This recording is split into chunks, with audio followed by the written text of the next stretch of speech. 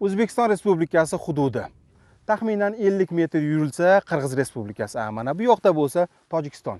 Biz har 3 davlatning chegaralarining tutashgan nuqtasidamiz. Mana bu bo'lsa do'stlik stellasi. Joriy yilning mart oyi oxirida 3 davlat rahbarlarining Xo'jandda bo'lib o'tgan sammiti davomida tuzilgan bitimga ko'ra 3 davlat chegaralarining delimitatsiya jarayonlarini ijobiy yakunlanganligining bir ramzi sifatida mazkur do'stlik stellasi qad ko'targan.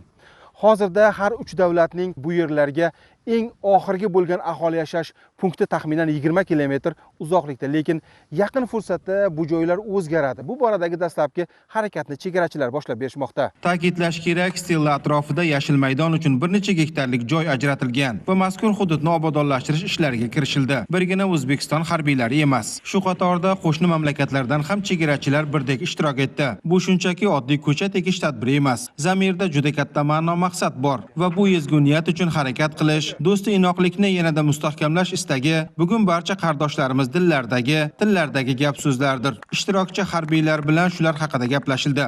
Bu yerda ekilayotgan har bitta ko'chat, har bitta daraxt bu xalqlarimizning do'stligi, tinchligining yashil ramzi bo'lib, ishonamizki, kelajak avlodlarimizga doimo ezgulikni eslatib turadi.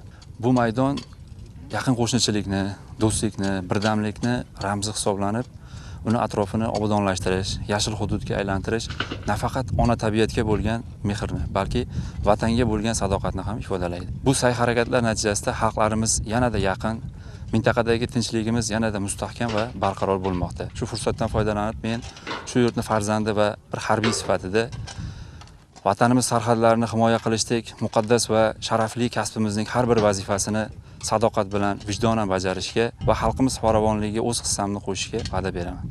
Shaxsan menga birgalikdagi o'ziga xos mazkur tashabbus yoqdi. To'g'ri, so'nggi paytlarda bir qator yo'nalishlar bo'yicha hamkorlikdagi sa'y-harakatlarimiz kuchaygan, lekin birgalikda obodonchilik ishlarini bajarmagandik. Men ko'chatni ushlab tursam, o'z taassurotlarini bo'lishdi qirg'izistonlik Qanot Muratbekov. Qirg'iziston, Tojikiston, O'zbekiston Respublikasining cheklashgan aymog'ida bugun Qirg'iziston, O'zbekiston va Tojikiston chegaralari tutashgan manzilda mana shunday tadbir ishtirokchisi bo'lganimdan xursandman. Men kabi barcha harbiylarning o'z dil so'zlari bor. Do'stlik bo'lsa, tinchlik hukm sursa, sarhadlarimiz qanday daxlsiz bo'lishini hammadan ham biz chegarachilar yaxshi bilamiz va dildan his etamiz. Shu nuqtai nazardan juda yaxshi tashabbus deb o'ylayman. Yana bir gap. Harbiylarimiz fikrlashsa, o'zaro birga ishlasa, zahmatimiz shuncha yengillashadi va hamkorlikda faoliyat yuritishning samarasi bir necha barobar yuqori bo'ladi. Ko'chat ekish tadbiri nafaqat mehnat qilish, shu qatorda do'stlar orttirish, yig'in suhbat bilan ham yodda qoldi. Quvonchimiz cho'ng bo'ladi degan o'ydamiz. Aytilishicha, shu kuni harbiylar tomonidan birinchi bosqichda 1600 tubdan ziyodroq mevali va manzarali daraxt ko'chatlari ekildi. Ikkinchi bosqichda esa qamrov doira yanada kengayadi va yaqin fursatda bu joylar yashil hududga aylanadi. Chunki buzurgoni tojik guftanki niholi do'sti bir nishon ki komi dil va barorat. Tojiklarda qadimdan bir gap bor. Do'stning niholi sen bilan yuraging tubida o'sadi, dushmanning niholi esa sensiz. Tagida juda katta ma'no bor. Shu kunlarga ham yetib keldik. Nihollarni birga ekishdan tortib, parvarishlashgacha hamkorligimiz bo'lyapti. Bu sa'y-harakatlarni bugun barcha jabhalarda ko'rish mumkin. U ham bo'lsa, davlatlarimiz rahbarlarining oqilona siyosati mahsuli. Markaziy Osiyoda tinchlik hukm surishi, qadimdan dini, urf-odatlari, to'ylari, xudo andachiligi bir bo'lgan xalqlarni yanada jipslashtirishga hissa qo'shyapti. Biz do'stligimiz abadiy bo'lishini, chegaralarimiz insonlarni ajratish hududi emas, balki yaqinlashtirishga xizmat qilishini, bundanda erkin bordi keldi qilishni ta'minlaydigan vosita bo'lishini istaymiz. Doimo sulh subot abadan bo'lsin.